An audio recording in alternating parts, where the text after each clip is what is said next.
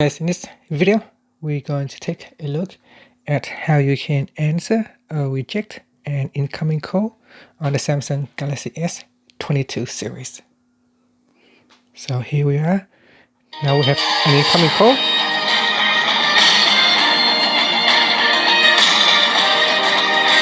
So to answer an incoming call, you tap and hold on the green button and you slide across.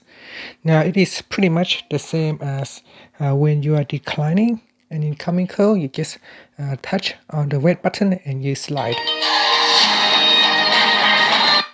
And that's it. So that is how you can answer or decline an incoming call on your Samsung Galaxy device.